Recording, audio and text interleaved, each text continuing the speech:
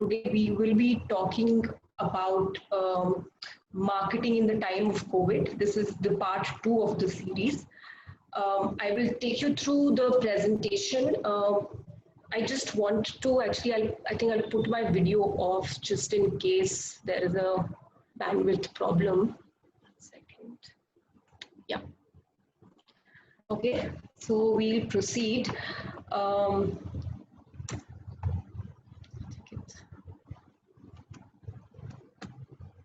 All right. So talking about the agenda, we will talk briefly about what school marketing is. We will look at what are certain things we can do to market our schools in the time of COVID, and we will also spend some time towards the end talking about. We would love to hear from all of you all.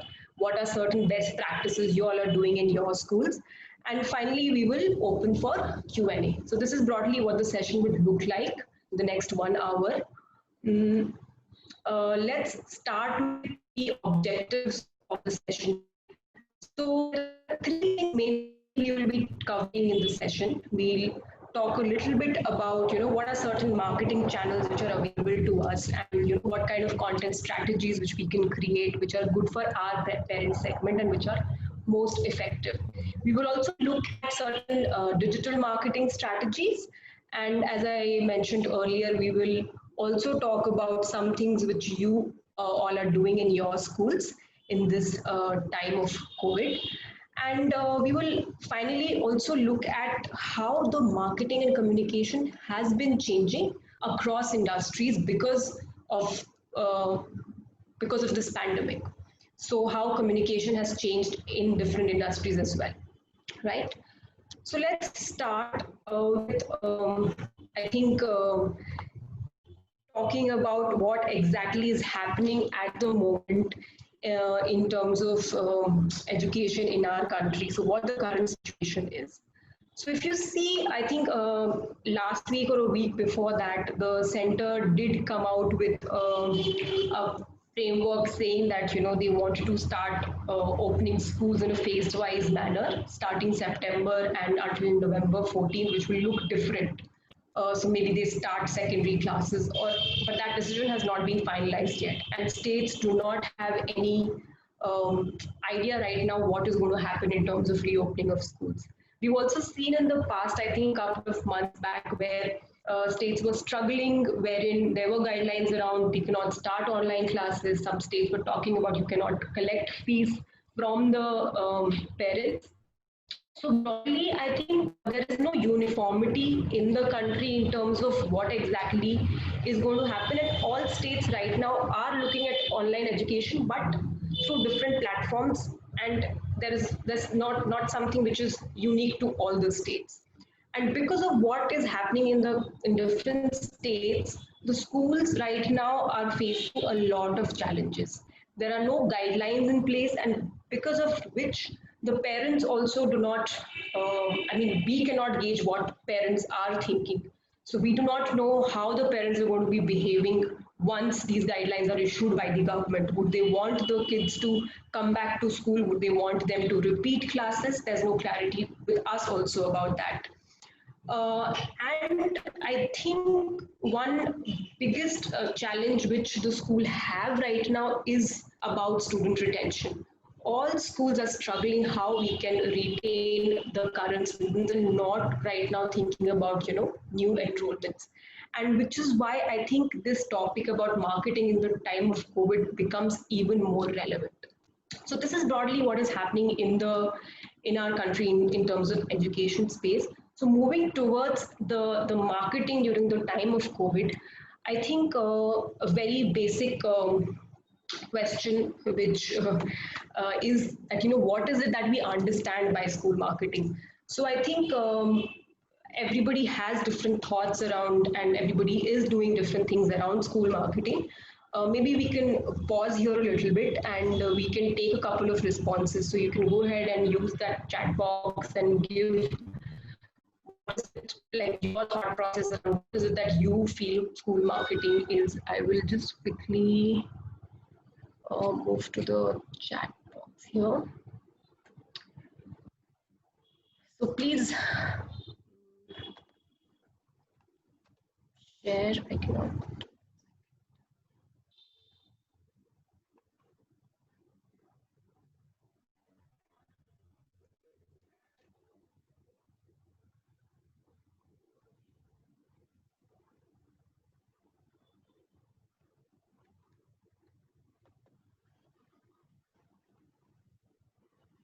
Some problem with my, cannot see the chat. Just stop sharing for a bit.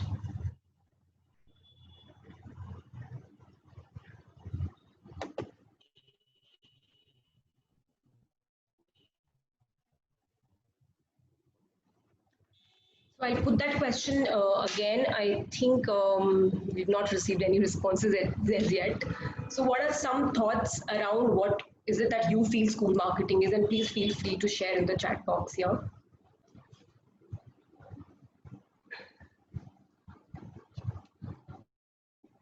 Okay, we have somebody raising her hand here.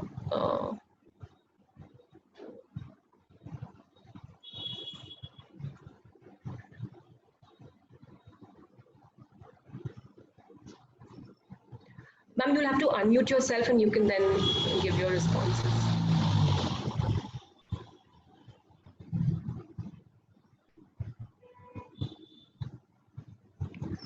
So somebody has said that it's an attempt to get more admissions. Okay, very obvious thing. I think what comes to our mind, the first thing about marketing is that it's an attempt to get more admissions. Anybody else has anything else to add here?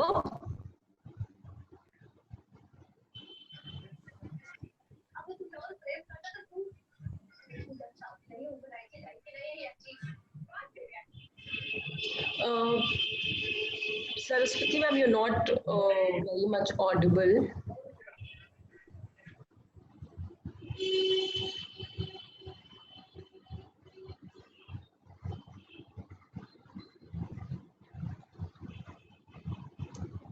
Okay. Okay, great. No problem. So we'll just move on with the presentation here. I will share my screen.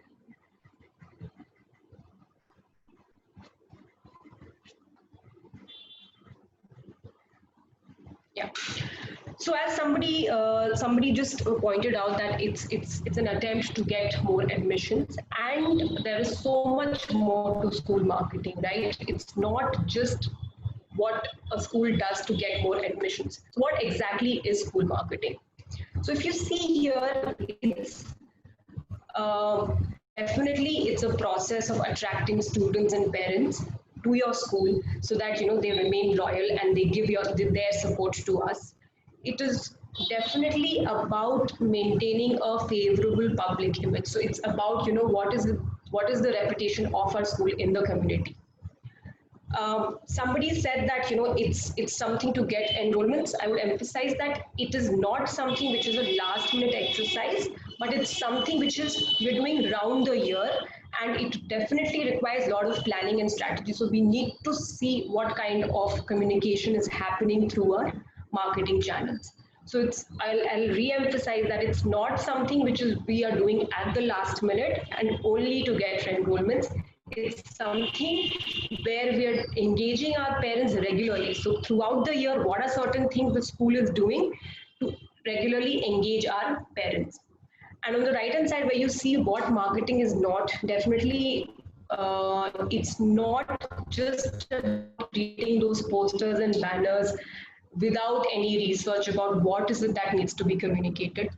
We've also seen that we schools do send their teachers out for door-to-door campaign, but that is also just not a part of marketing, because it's very, very important that the schools know what is it that needs to be communicated when we are putting that communication out. And if you see the last point there, which is marketing is not the same as advertising, why do we say that is also because advertising is something wherein we're promoting the product which we have. But when we talk about marketing, we look at the customer's needs, and then we, maybe improve upon that and start communicating that.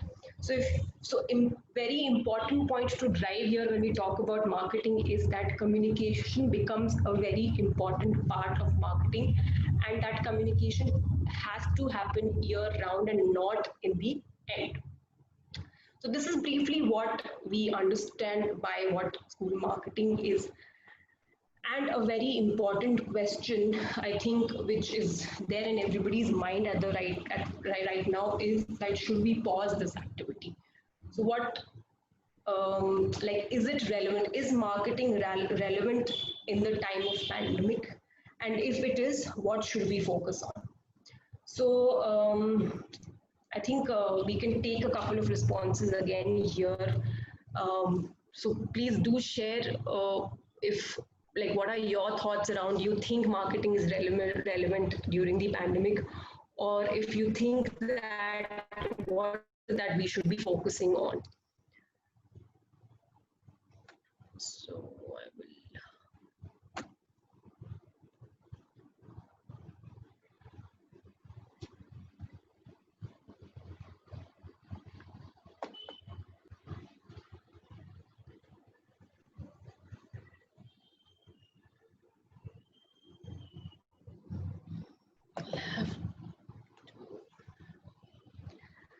So Asma ma'am is saying that yes, it's relevant.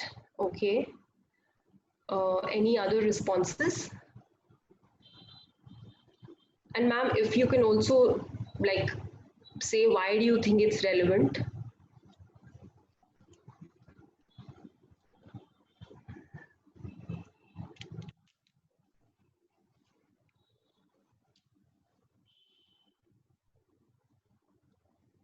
Anybody else has any other, if they feel that it's not relevant at the moment, you can definitely put your thoughts there in the chat box.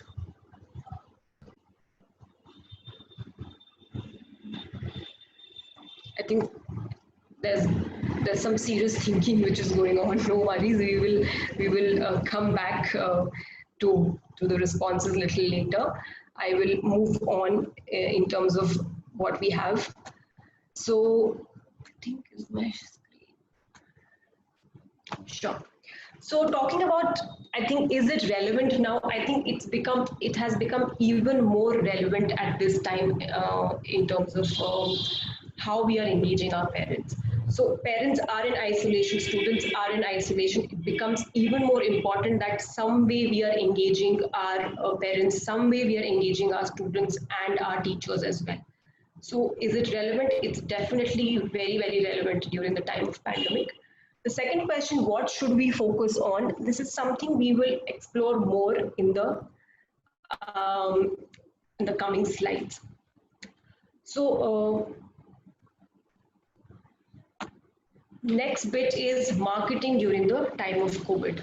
So what exactly do we mean by when we say what does marketing mean in the time of COVID?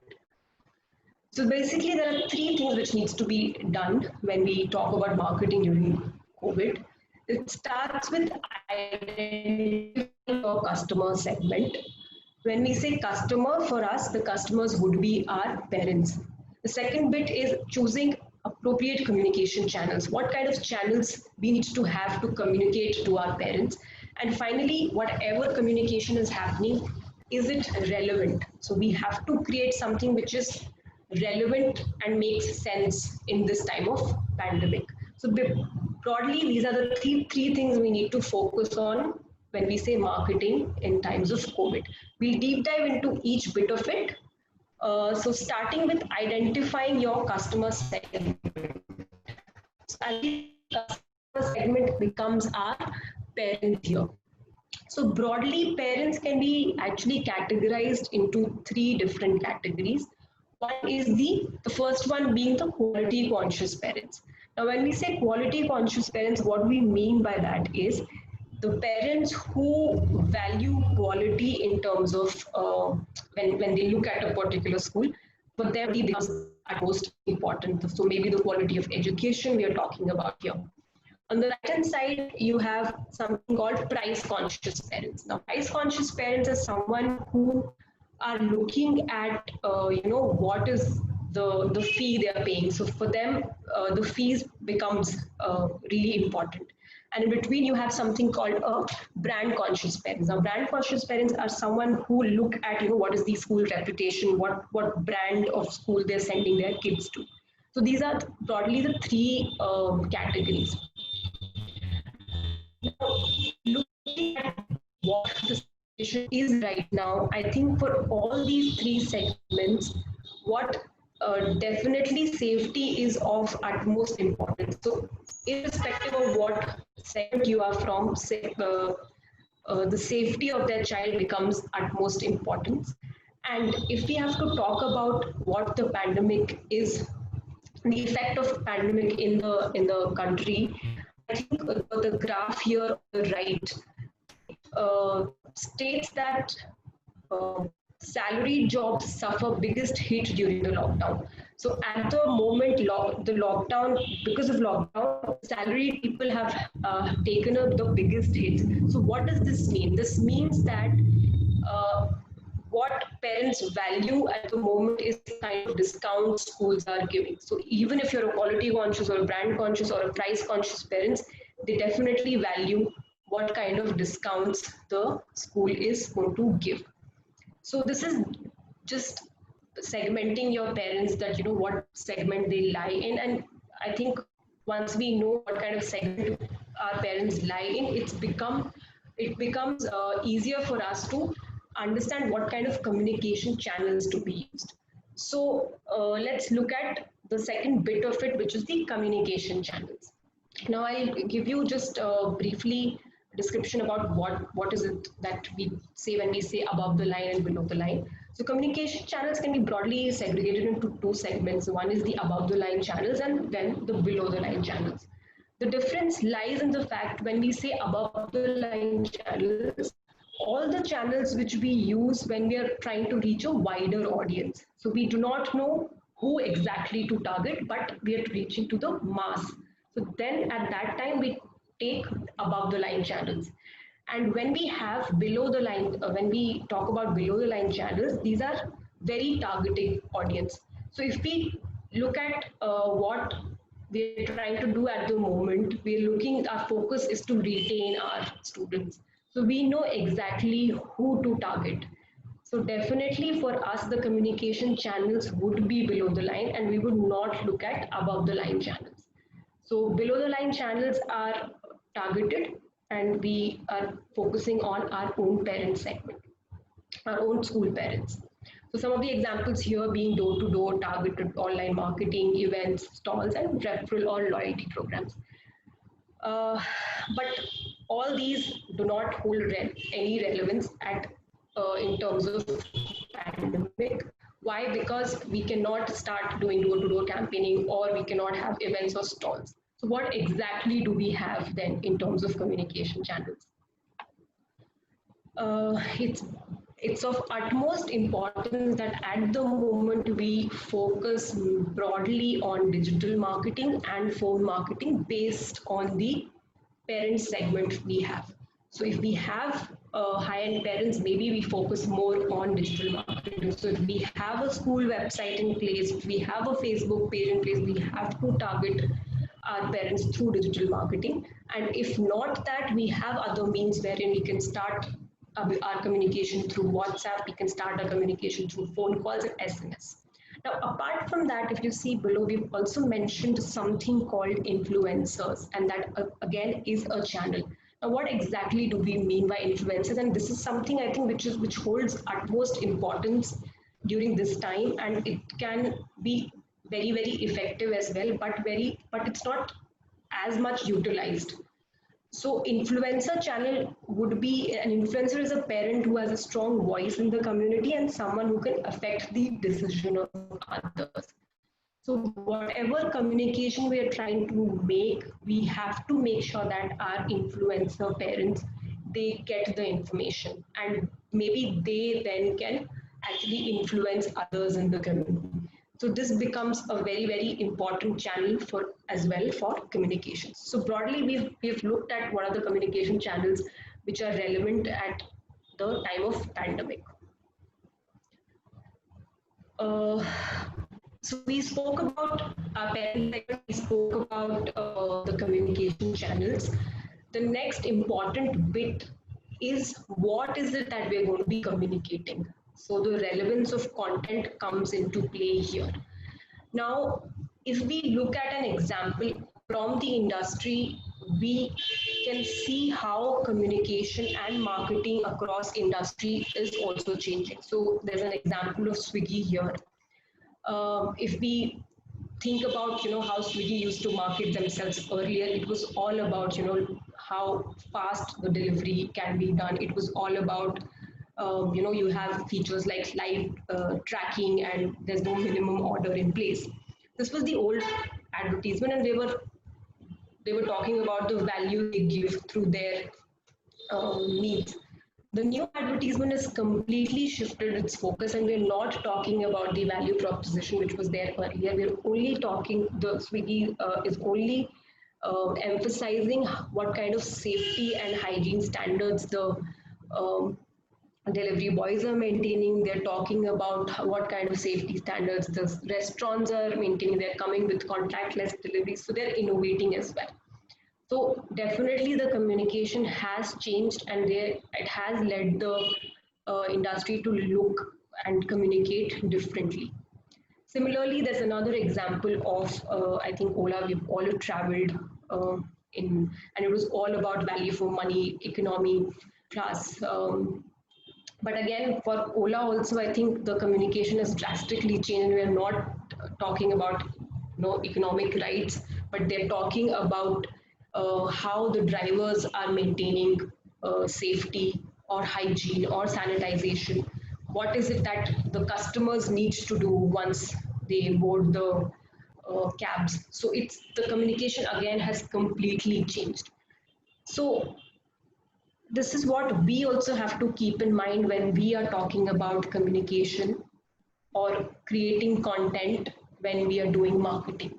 So, how content would change in terms of schools from old to new? Definitely, the focus area is going to change. So, earlier when we had the focus area was that you have to get new enrollments. The focus would now shift to student retention, and because of student retention, definitely we will think about digital, what kind of facilities. So when we say admissions, we were talking about this is what we have in the school, but when we're talking about retention, we have to make sure that we are communicating what is the value the parents can see in our school.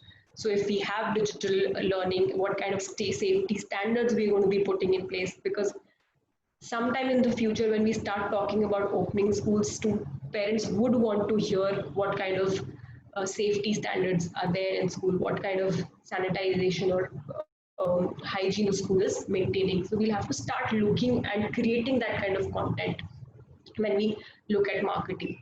Of course, for events and activities, we're no longer having those events, sports, or annual gatherings. So what kind of virtual events we can hold and we can engage our parents? So if you see, the focus is completely now shifted to not only think about what is it that we have, but what more we can create in terms of engaging our parents.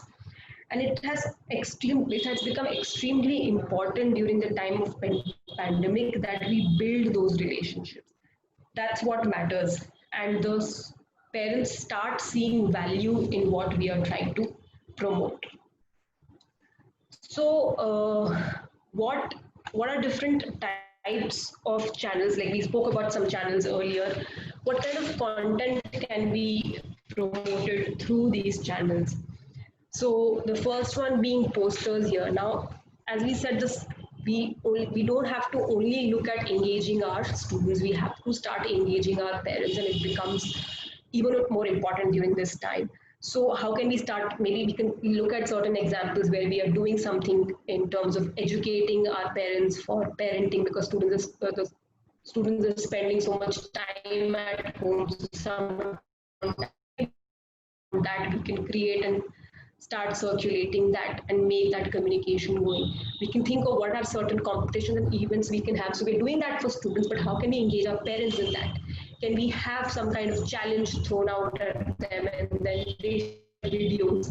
Because at the moment, I think videos the closest with what you have to in-person communication.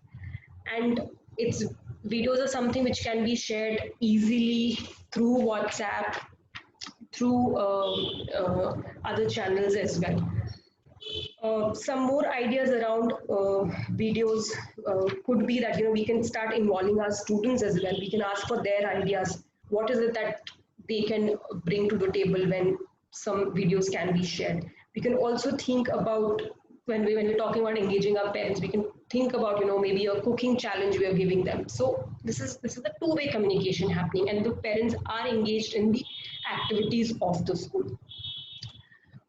Email, WhatsApp, SMS. I think WhatsApp and SMS is something which are very useful channels of communication at the moment. Something which needs to be urgently dealt with. We need to start communicating that through WhatsApp. We're talking about digital literacy with students, so why not encourage them to use emails? We can use that channel for circulating information, which is not very important, but or very urgent, but important. So we can involve our students there. These channels need to be utilized, and whatever the schools, whatever kind of activities which are happening, or if they're not happening, we need to start thinking about how is it parents and students or maybe the teachers can be involved. So basically this is around the marketing content. um, I think broadly we've covered the about the content and the marketing strategies, and we've come to the last bit of it, and we'll open for Q&A after this. I'm sure a lot of you are engaged in some kind of communication and doing some kind of marketing involving your parents. So we would love to hear from all of you, or what are certain things which are working for you. So please, like, you can use the chat box, or you can use your hand to actually share if you have something.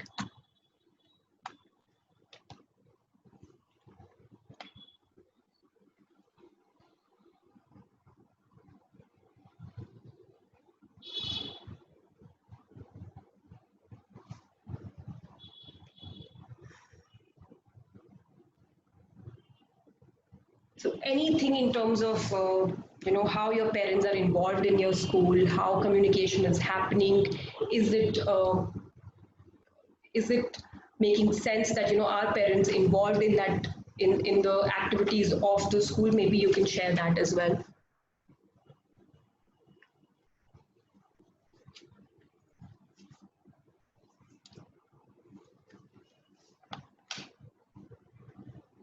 So somebody earlier has shared, Raji, that very much required now because parents are in a state of mind where they need some sort of provoking or motivation to choose a school. So marketing is very important now. I think you've made a very good point there to the question which I asked earlier, that does marketing hold relevance at this time? And definitely parents, since everybody is in isolation and it's a time which is bad for everyone, we do have to start motivating our parents some way and get them involved in the activities of the school. Any other thoughts around whatever we've shared? Also, you can maybe share. So we have somebody raising hand.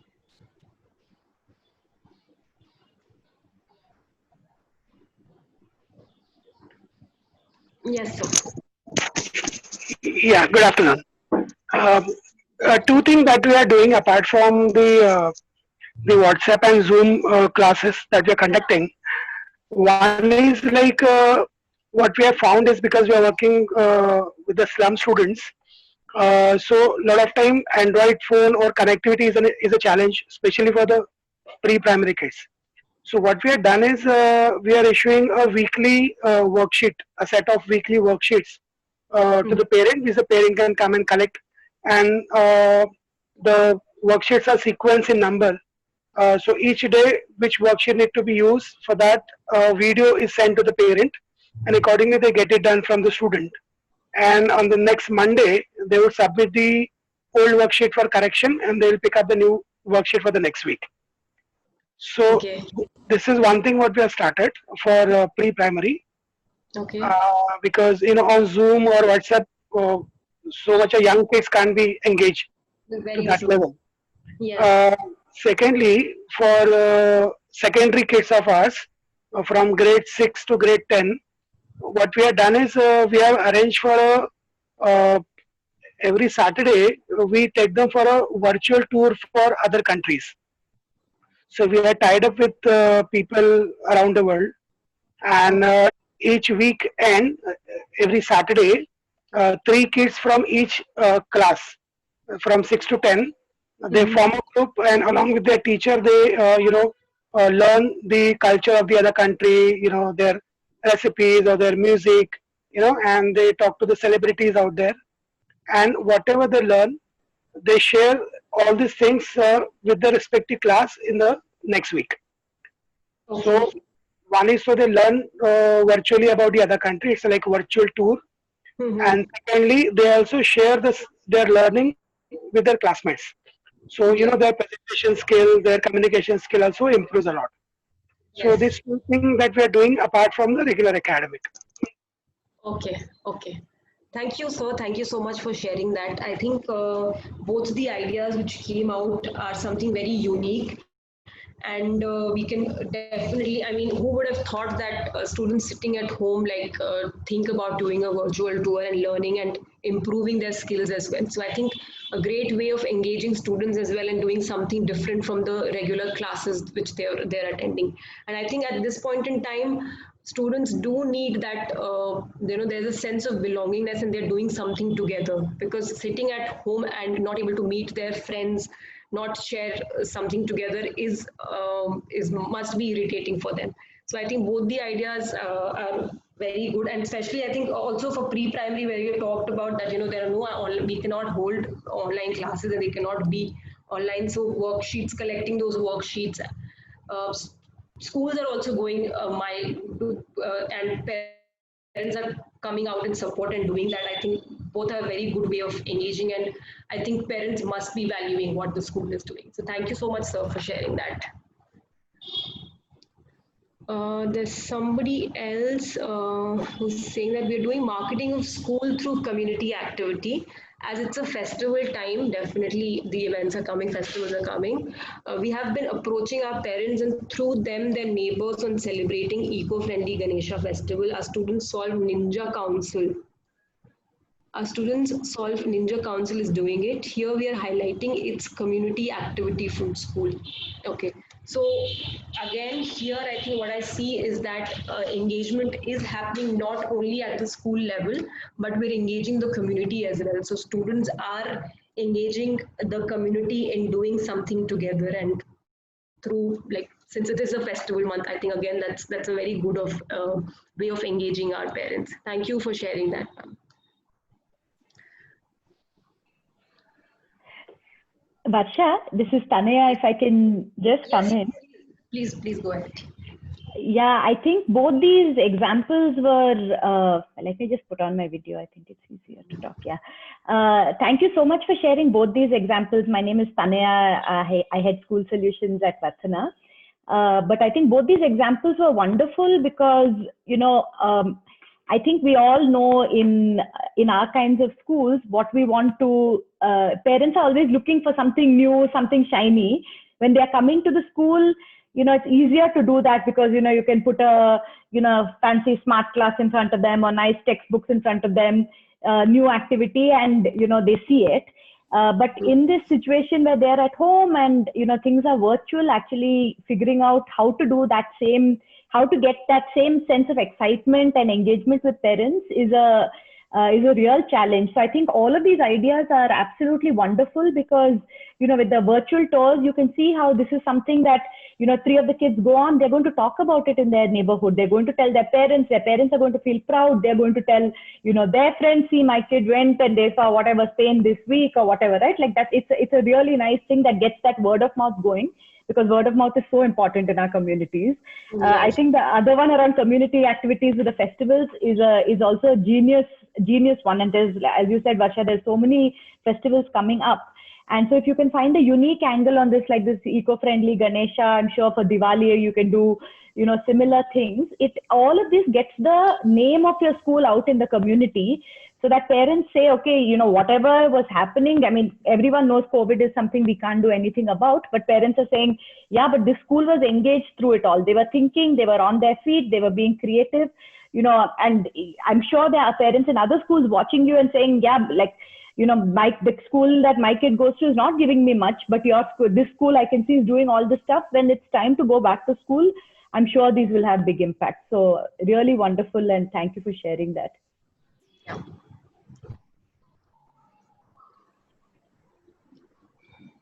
Yeah, thank you so much. This is Mukund. I head the management solutions team at Vartana. Thank you for those insights. I think really useful for all the schools and us as well to kind of, you know, get a sense of what's happening on the ground and how schools are dealing with this. I just thought it will be useful to just do a quick activity as well. Varsha, if you can just go back to the slide around identifying the customer segment.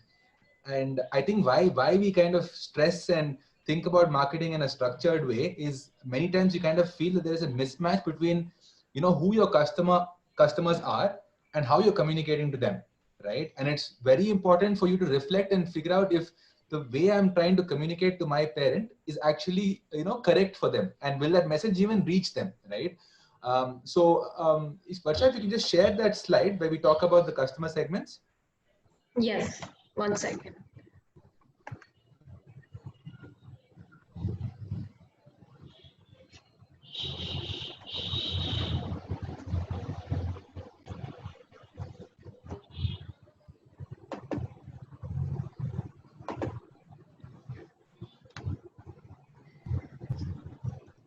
Yeah, I just thought I'll reinforce these segments again, just to kind of go over these again, right? And on the left extreme, you have the quality conscious parents. And what we mean necessarily by that is these are the kinds of parents who have options, right? So they would do their research. They'll make the best decision for their child. And this is not necessarily constrained by circumstance, in the sense that, you know, it's not about how much money they have. They don't really worry too much about the fees, but they really want to ask the other questions. They want to ask what sort of pedagogy is in your school, right? What sort of teaching, what sort of teacher reputation is there at your school? So how many teachers are there for the number of students you have in a class? So they ask these second level questions, right? And that's your extreme left. So in the COVID situation, at least, these are people who are, you know, least affected because they usually come from high income backgrounds. They're most concerned about their children continuing to learn, right? So that's their real problem right now, that, you know, my schools have stopped. How is my child going to continue learning? And when schools restart, is there going to be a huge gap, right? And they expect schools to conduct online and digital learning, right? So they need that, and from an angle of not just keeping the children occupied, but from an angle of continuing learning, right? That's the real angle that these quality conscious parents are thinking about. And these usually are, you know, they're high income and highly qualified, right? And then you have, of course, the brand conscious parents who predominantly make decisions based on the reputation of a school. So typically, they're not going to ask those second level questions around pedagogy, around teacher quality. They're going to go by what the next person is doing, right? So if your school has a great reputation in the community, they are going to then make their decisions based on that, right? And here you can look at what's happening to them in the COVID situation. Their worry is predominantly managing children at home. And this the concern here might not be from an academic standpoint, but just the fact that they have to manage their career as well as take care of children at the same time. And they expect schools to keep children occupied. And this could be through activities. This need not necessarily be academic, but this could just be through activities as well, right? And here we're saying they're high and medium income, but moderately qualified. And finally, we have price conscious parents, right? Where their decisions are kind of constrained by circumstance and the amount of budget that they have, right? So these, of course, this section of society has been highly affected. Many have lost livelihoods. Their focus and priority right now is just sustenance. So how do I get back and start, making my livelihood so I can take care of my family, right? So these are the three broad segments that we have. And I think it'll be useful. And, this kind of drives, and at least it should drive your content strategy, because you must know what these parents want right now and what their priorities are. And when you're communicating through various channels, you must kind of almost, communicate to those needs, right? So if, for example, you're a price conscious parent, communicating about how great your school is in terms of teaching quality would not really be a right fit right now, even if you were to use the right channel, right? The other way to look at it is if you had the right content, but let's say you're communicating over Facebook or or a website or email, it's more likely that the price conscious parent prefers SMS or a WhatsApp method of communication. So both the content and the channel are important, and to kind of understand what the content and channel should be, it's very important to know who your customer is or who your parent is, right? So I hope that's kind of clear and gives you some more perspective on how you can reflect and think about parent profiles. Sachin, you can run that poll now, and I would request that all of you think about your parent profiles and try and see what the predominant parent profile is in your schools. So you can see the poll on your screen right now. If you can just click and choose who you think they are.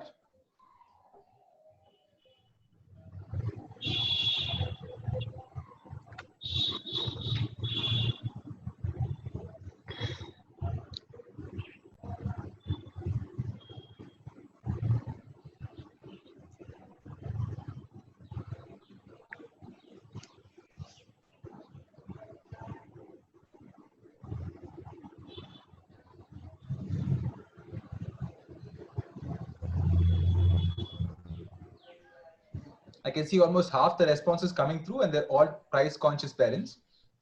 Just give it a couple of, just give it another 20 seconds or so for other responses to come through as well.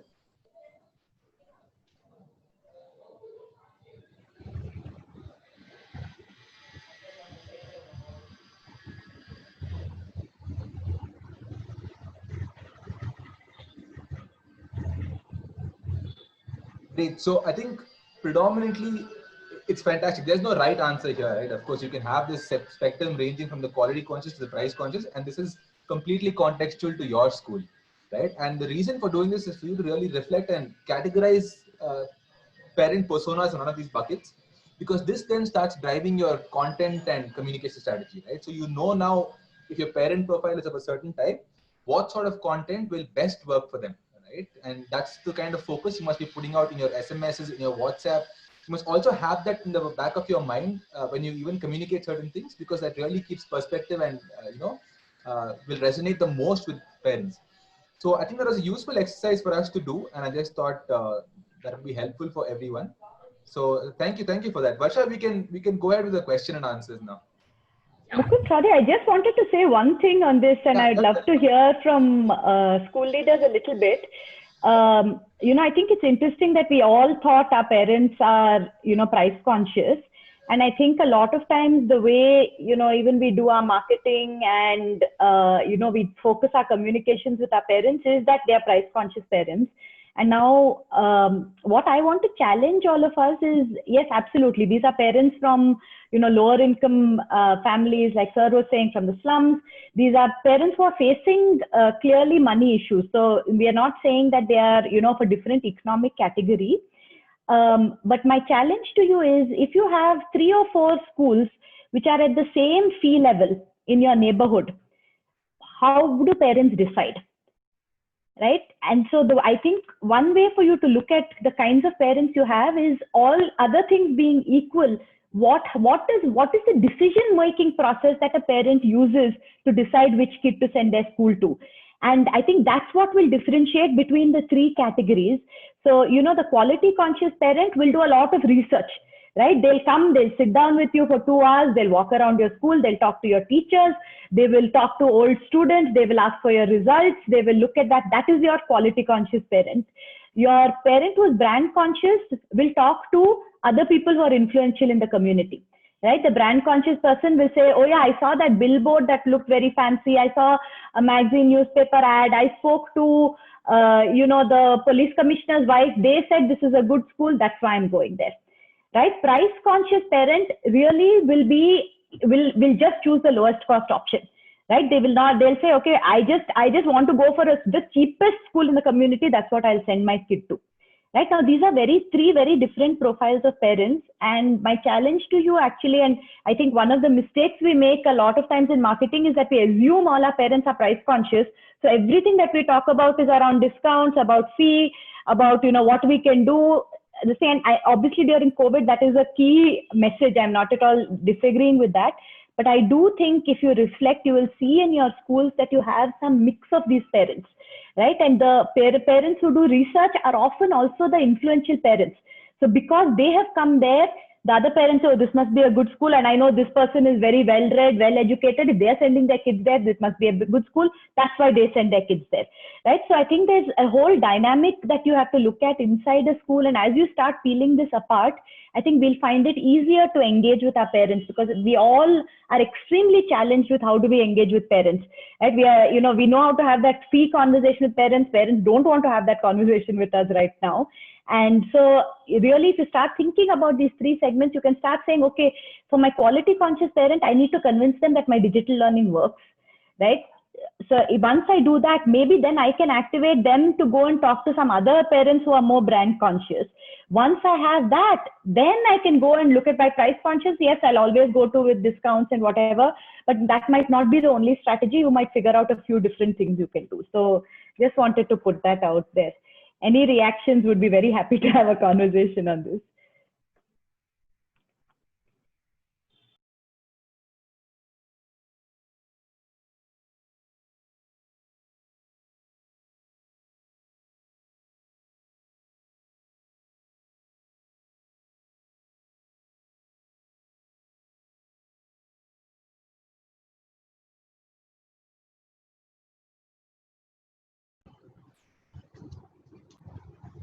If you all have any questions also on any of what we've covered, you can please put that in the Q&A or in the chat box as well.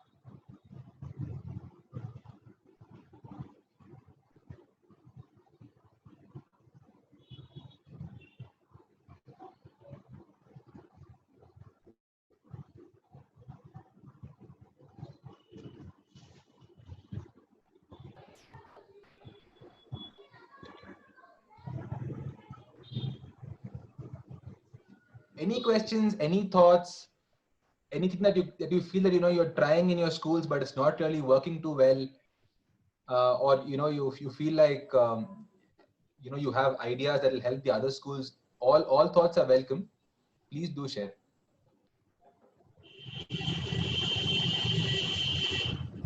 Or where you're finding yourself challenged. Last week we did this on finance, and we had a very robust discussion, which was, a lot of it was not around finance. It was, okay, how do we actually get parents to pay fees, right? Which is also a very relevant question, I think, in marketing. How do you get parents to come back? How do you keep them engaged in this period? How do you, even without being there, how do you show value to parents that their kids are getting something? I think they have a good question here. Any alternate on online class? Sir, do you mean, Mr. Shailesh, if you can just unmute, do you mean, what kind of alternatives are you looking for? Do you mean live class alternatives for the live class, or are you asking about something else?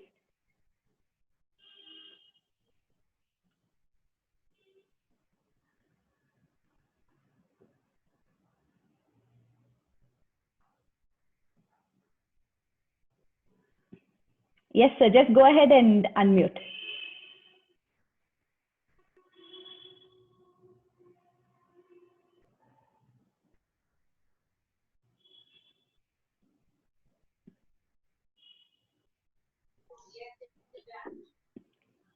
Hello. Yes, sir. Please go ahead. Yeah, actually, we are operating in remote areas, and what we are now discussing about the cost-conscious parents. So there we are facing a big problem. Like around 90% people of the parents are from this category.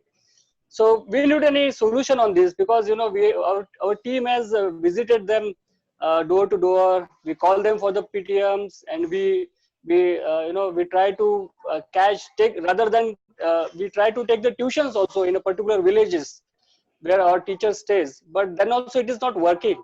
So I want any solution on this, because we want to connect to the parents. Otherwise our admissions may lose, because the government schools, they have the liberty to go anywhere in this COVID situation, and they take the advantage like that because they have the free books, free everything. So that the parents, they're trying to convince the parents toward that. So please, any solution if anybody from the panelist can give. Thank you. Sir, thank you for that question, first of all, so thank you for sharing. Do you have a certain set of parents that you can rely on, certain set of parents who are extremely loyal to your school, who you know for a Yes. fact that, they will not move, they will not shift to a government school, irrespective of the fact that that's a free option right now? Have you identified those parents? Yeah, we have such parents from the friend circle or somewhere else. Miss, they intend to some of are from the school management also. So we have such parents around 5%. You can say that 5% parents we are having that way. Got it, sir. And do you have a shared communication group, sir, with all of these parents? Yeah, we have a shared communication. We have the WhatsApp groups. WhatsApp groups. And Yeah. do you get, do people interact with you as well on WhatsApp, or is it only one way? No, they used to, but those are the concerns. They only communicate. Rather, those who are not concerns about their parents, about their students or the children's, they won't come back to us. So sorry, sir. Say that again, sir. They are the ones communicating more than the school. Is that right? Sorry, come again. That the parents are communicating more than the school on the group? No. Those who are concerns about their child's education. Okay. Those parents only communicate. Got it. And what is the school's communication on the group, sir? School's communication, I didn't understand that. We are communicating them on the WhatsApp. But Phone calls we usually. What is the content? What are you communicating? How frequently are you communicating? Communicating is, you can say, we are communicating about what's going on about the COVID and what step we have taken for this, how the education will go up. So come and join us kind of thing is there. So we are inviting them to join us our WhatsApp group, online studies for the higher classes, and offline also. We have started the offline also. We are giving some work to them and the students, those who are concerned, some of them are doing, some of them are ignoring everything because what they're saying is it's a COVID situation. We may not send our child this year to the schools kind of thing there. Yes, sir. So for me, when you actually send these messages out, my question would be, are the 5% parents who are loyal to you, are they the ones who are responding every time? Or do you get a reaction from most parents? Hello? Hi, yes, sir.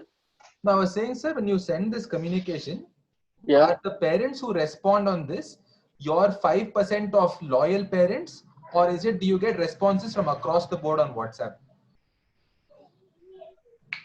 No, how is the response rate, sir, on these communications? So do you see people respond? Very few, sir, very few. Right, sir. And is there any other means of communication, sir? Have you tried personal phone calls? Have you tried SMS? Or is it only the WhatsApp group? Means like that, you can say 1%. Sorry, sir, I think you've gone on mute. Yeah. Some communication problem is there. Yeah, what I'm saying you, see, whatever the activities we have started, only 1 or 2% parents are doing that, and we used online classes as well as offline classes also. And those who are loyal to us, they are accepting those. Whatever we are saying, whatever we tell them to do, they are doing it. Got it. So what I'm saying, sir, to you is, have you tried alternate communication? So for example, for the parents who are not too active on the WhatsApp group, are there personal phone calls? So is somebody reaching out to them on a weekly or a bi-weekly basis, talking to them? Yeah, we did it. We did that activity also. Weekly, we are calling to them also, those who are not in touch with us, and also we are visiting them. Our team is visiting them also, but it's not working. Okay. And sorry, sir, maybe this is going on a little too long, but I just wanted to Yeah. kind of get a sense of what the reaction is. So for example, right, when you go to a parent who is not too active and you make a phone call, what is the nature of that conversation? Is it like, for example, is it predominantly on the fee collection bit, or what are you communicating to the Yes, parent? yes. Let me brief on this. See, our last year's fees is also pending. Okay, we are calling in the summer. We call them for this fees. Okay, but they didn't pay. Okay, didn't pay. But now this session we have called them to start the studies. Okay, but they might think about that they are calling for the Right. last year's fees. Yeah. And if we visited them, they says like the COVID is going on there, so how can we say it's risky? We told them, please collect the books. We have started the online as well as the offline classes. But then also they say, okay, okay, we can see, we can think of, and mostly from our this area, no, most of them are the farmers, so they are busy right now. Yeah. But Yeah, got it, sir. So at least, and of course, other school leaders, you can as well bring in your thoughts. But my view on this would be that the fact that you have a price conscious set of parents, right? You have to first change the perspective in their head that this is not a fee collection exercise, right? The communication has to be very strong on ensuring that your child is benefiting, right?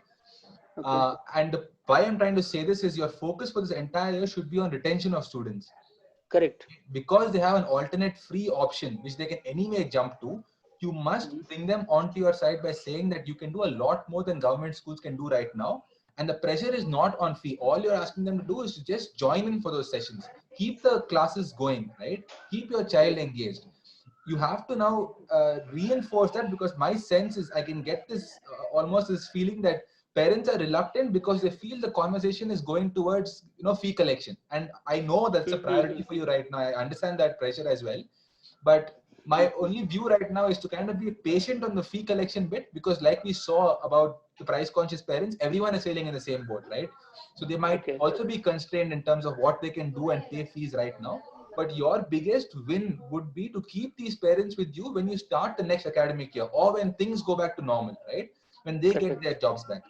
So right now, your communication strategy should be completely, or at least if you're doing that, then maybe you have to reinforce that in the sense that they don't think about it as a fee collection exercise, but more as a benefit for their children, right? And later, as they get that trust and they see what the school is doing and they see that value the school is providing, then we can start this whole fee conversation again, right? That is my approach to this. Okay, thank you. We'll try this. Thank you, sir. Thank you for that conversation, sir. Okay, if I can just add on that, Mr. Shailesh, I think you're facing a dilemma that I'm sure most schools right now are facing, and completely agree with everything Mukund had to say. I would just add a few things. One is, I think you have a secret weapon, and that secret weapon is your 5% of your loyal parents. So really think about how you can get those loyal parents feeling even extra happy about you, and how you can almost enlist them to be, part of the school's force in going out to other parents. So, it's very different if a parent gets a call from a parent versus parent gets a call from the school. Right, from the school, there'll always be this, there's this distance between the school and the parent. There's always a, worry about the fees. But they get a call from another parent, it's very different. The other thing I will say is, I think just picking up on the idea that Raji ma'am had given, with all these festivals and all that, I think it's a good time to also have your students come together. Because what you also want is students going to their parents and saying, I don't want to go to any other school because my friends are all here. We are doing very nice, fun things here. We are going to be celebrating the festivals together. Don't take me to any other school. So if you can think about community activities where the students are engaged, they're involved, they're having fun, they are the ones who are driving it. I think that's the other thing where, all parents are very influenced by their kids, and with every generation, it's only getting more, it's not getting less. So I think that's the other place you can actually, really get energy going and hopefully see some results. Okay, means we'll do that. Actually, we did this drawing competition also. It's open to all the for Corona warriors. We had that such kind of activity we used to do. Okay, we'll try it again. We'll do it. Yes, sir.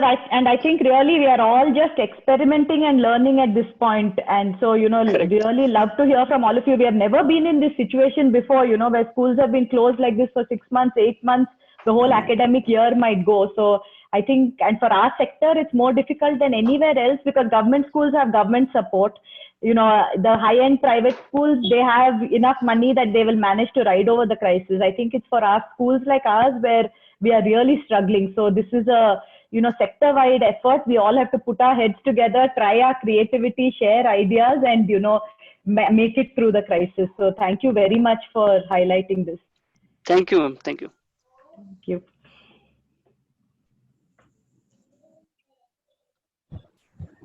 Go ahead, Raji, ma'am. Sir, can you hear me, sir? Yes. Sir, can you hear? Yes, ma'am. Good evening to all, sir. Sir, as you asked the previous sir, I have also tried everything, and we have, since we have parents committee at school. There are around 18 people in the parents committee, and they are always involved in all the activities of the school. Sometimes they arrange for the events, they completely take over the school activity. We have given so much space for them. They also do school walkthrough in our school. So every week we have one day as a school walkthrough day also from the parents. So this is a situation regarding the parent. But now through parent committee, I have, because parent are not responding in a proper way. And so what I tried is, as ma'am was suggesting and you were saying, I tried through the parent committee to reach the other parent. But later I also follow that every Monday I start calling the parents, each and every student. I have 580 kids, and by the Saturday I end the complete call session. So this again I'll start one more cycle. So I am in continuous touch with the parents. So now what I could, sir, are you hearing, sir? Sir, you Yes, can yes, hear me? ma'am. We can hear, ma'am. I could get from the parent, when I am conversing with them, what I could understand is, now first thing is education has become the last priority to them. The second one is, somewhere they were ready to listen to us, somewhere they were ready to pay at least a bit of amount, or somewhere they were ready to come and do the online class, get their children involved in online classes, something they were ready. But as days were passing, as things were going wrong in their livelihood, they are losing interest in everything. And the other big role is played by the government side. Like they are giving so many negative thoughts on the school, on the teachers, regarding the online classes, all those things, that initially it was in a larger way, wherein it has affected the parents so much. So they think online classes is of no use, especially schools like our budget schools, no, they think like that.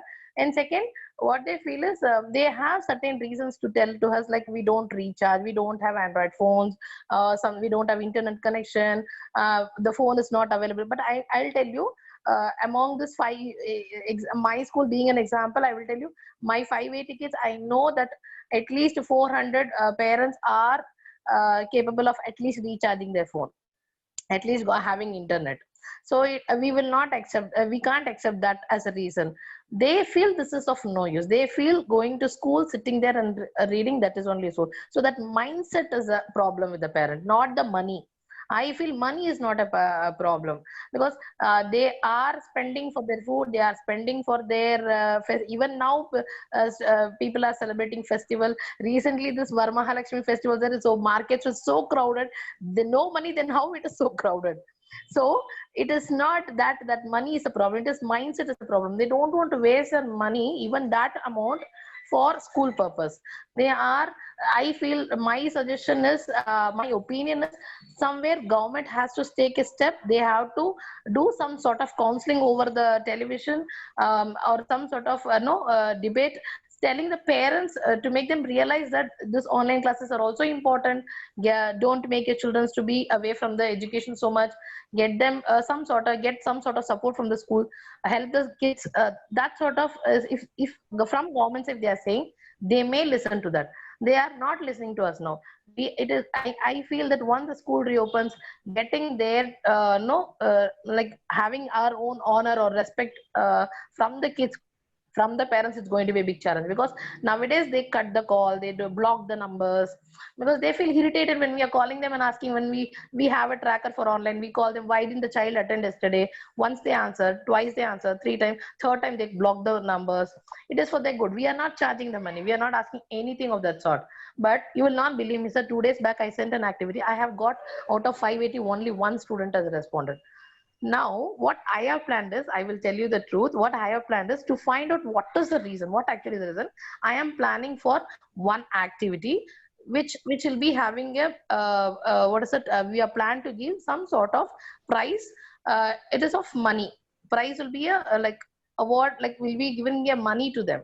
So I'm going to announce that. I want to see if I say that we are going to give the prize as a money, prize will be a money one, then how many people will respond to that?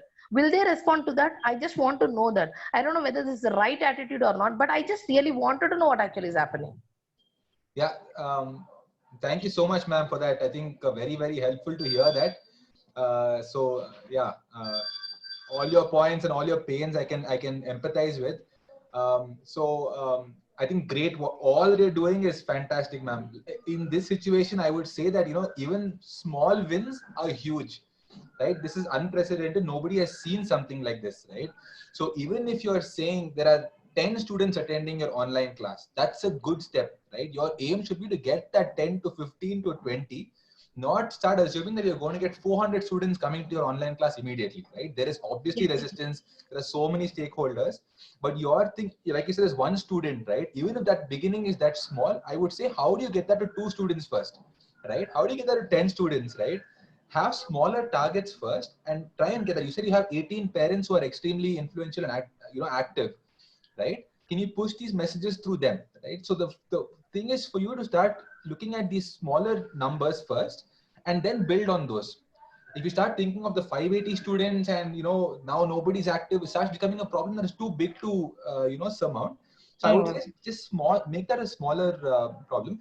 The other fantastic thing you are doing, and I was kind of about to start talking about these sort of scholarship awards and things which are kind of, it depends on budget, and it starts becoming a little bit tricky, because one, you're incentivizing based on money that is not sustainable, right? So you once the money goes away, will they come and continue to be on your online classroom?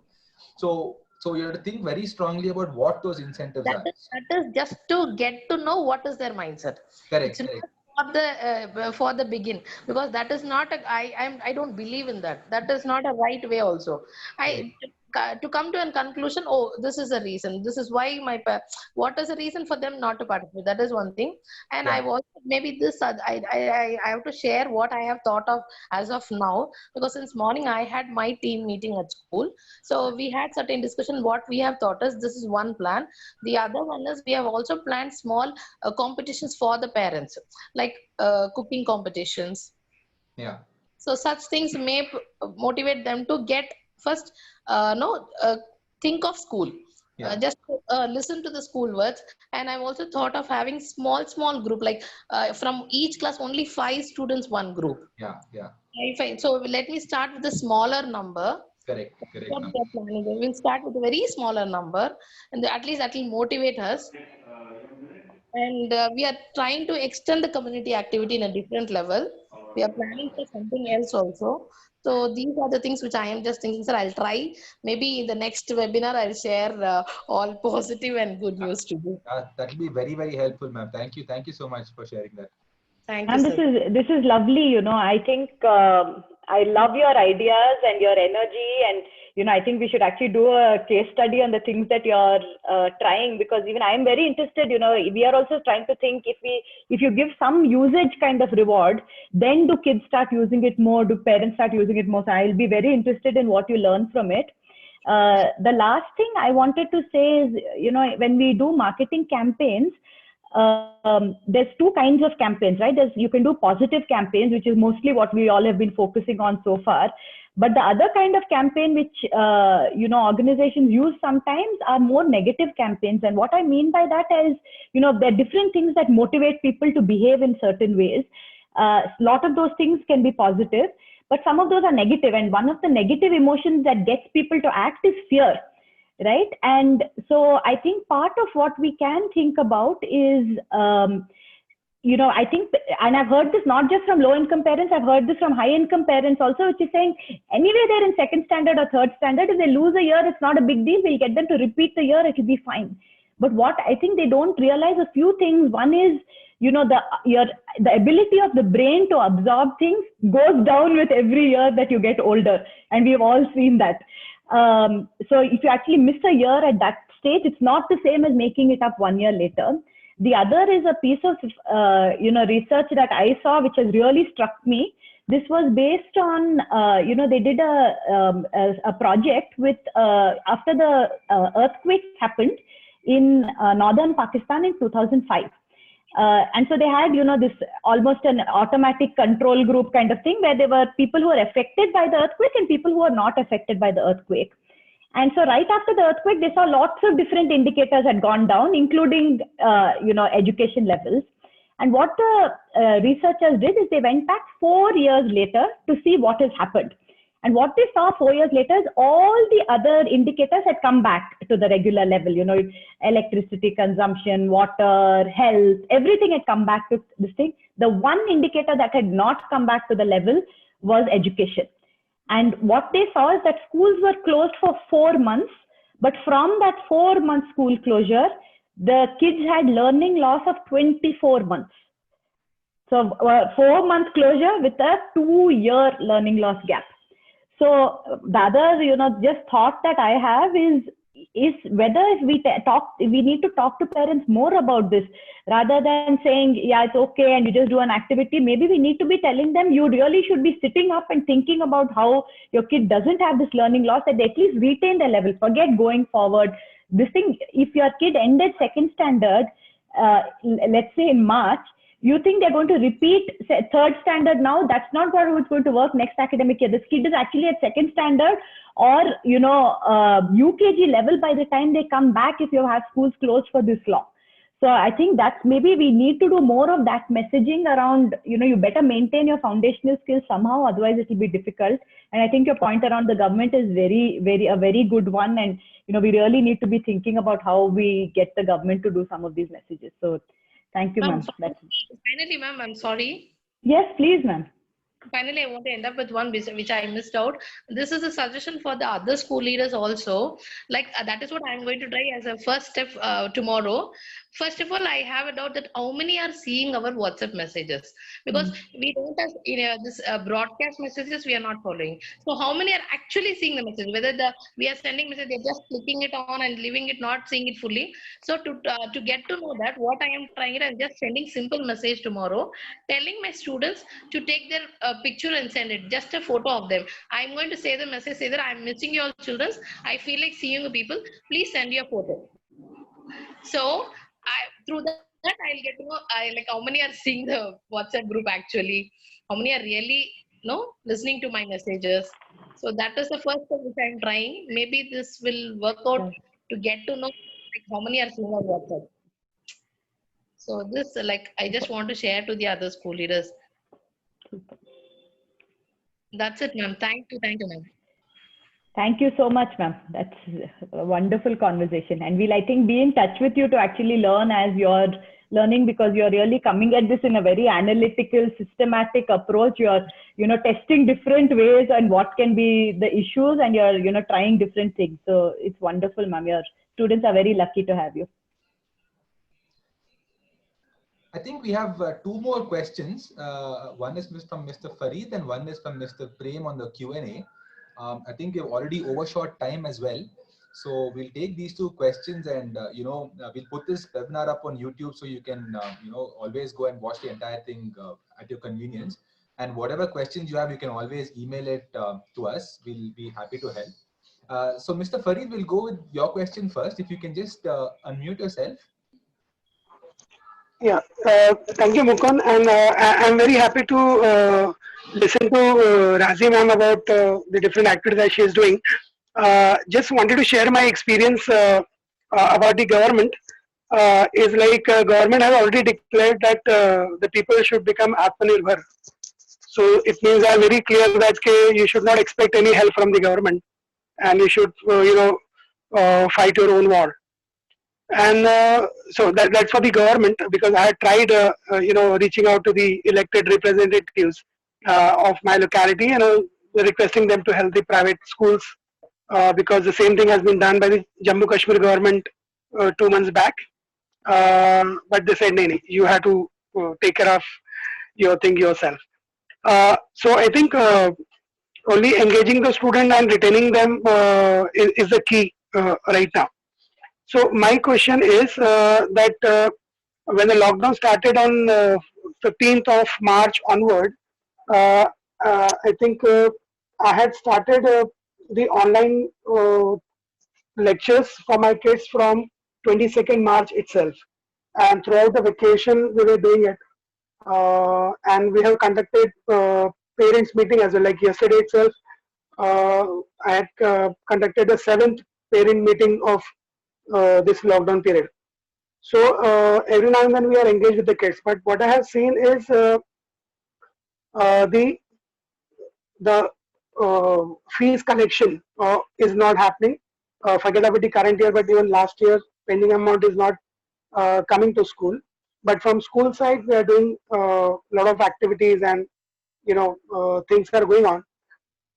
Now the situation is that I have exhausted all my saving, I have exhausted all my reserves, jewelries and everything has been done. Now I am in a situation where now it is very much challenging for me to continue all these things, because again there is no clarity from the government side, as in when the school is going to restart. So now I am in a position where I want to continue online teaching, but then I don't have resources or money to pay salaries to my teacher. So my question is to you directly, that in this situation, how can Vartana help us? How can your organization can help me out, so that I can get some working capital and I can go ahead. I would like to just add one more thing here, that there are 22 NGOs who are working with my school, because I'm working in the slum area. And when I'm approaching them, they are saying, "Okay, we have already helped the people in terms of food and ration and all. So now we don't have any money to give scholarship or to financial support to the school as such." And again, there's no support from the government as well. So and I have exhausted all my resources now to continue this online teaching for my kids, because that's my priority. In any situation, the students' studies must go on. But now I don't have money to pay to my teachers. So is there any way that your organization can help us in this regard? Yeah, thank you, sir. And it's heartbreaking to hear, a committed school leader like you, who's done everything right, to be in this situation. And this is, you're not alone. This is the situation in the sector right now. So really my, just everything goes out to you, and just appreciate the way you're, just rallying and trying to see how to figure all of this out. Sir, just a couple of questions for you. How many students did you have before before the lockdown happened? 928. 928. Okay. And sir, you've been a Vatsana customer before? No, ma'am. No. Okay.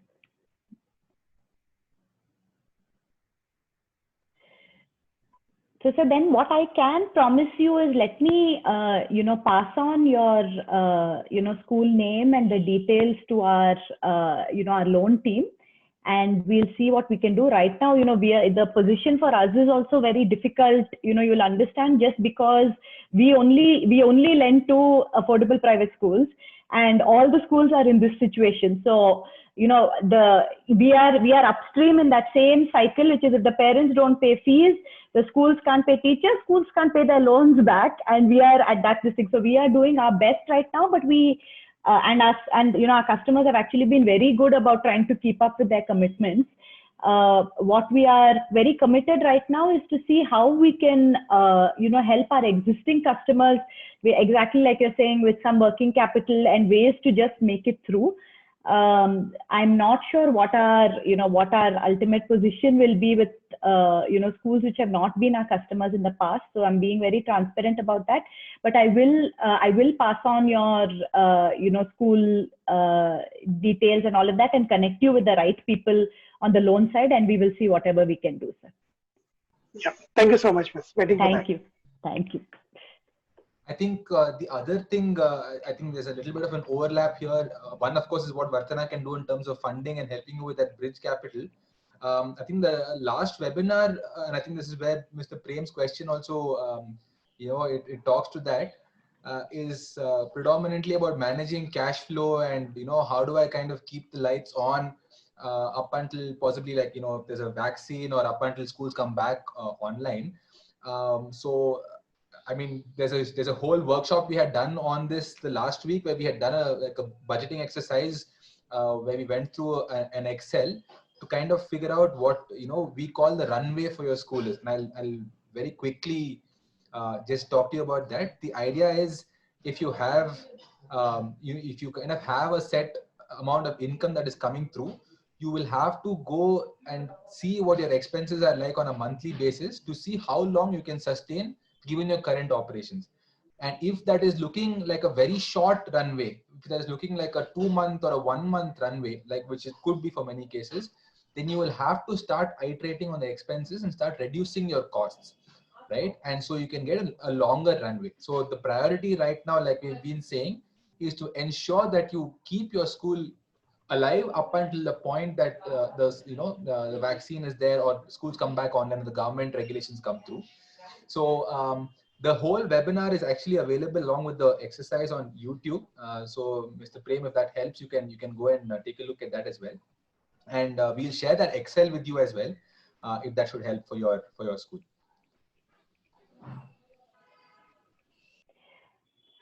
And just for everyone, Vartana is offering both a few, digital classroom solutions, which are all free right now. We are offering all of the content on WhatsApp, which is mapped to, CBSE and state boards, all the content every week. We have also just added a WhatsApp quiz. So you assess the learning level of kids. And then we've also added a free premium spoken English app. So these are 3 things that we can offer. So again, if if that is going to help with this challenge, like you were saying, to really just keep online learning going, we are very happy to do that. And we have designed all of it so you can manage even with very few teachers, even if you are running WhatsApp groups yourself, it helps you to go directly to the students and manage it. So please do reach out if any of that is of use to you. We will be more than happy to provide.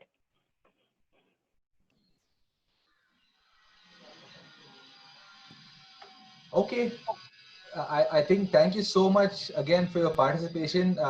We had scheduled for a 1-hour session, but it's gone way beyond, and we are more than thrilled to engage with you and listen to your thoughts. And it really keeps us grounded as well. Our whole idea is to help school leaders at this point in time, and all your these conversations really help us and fine tune what we are doing as well. So these are very, very useful for us. I hope you found this session useful. We will circulate feedback forms, of course, and please do share your feedback as well. What you think was good, what can be better. It's all very, very helpful for us. Also, this is the second in a 3-part series in August. The next session is the National Education Policy session. We have some really good speakers who are also participating on that. We will send you the communication as well. So please do attend. All of these webinars will be on YouTube. So you can just search for the webinar and you can, just watch the entire session as well. So I know there's a request for that Excel from last time's workshop. So we will circulate that as well to all the participants. Thank you so much again. And we hope to see you on the future webinars, and all the very best. Thank you.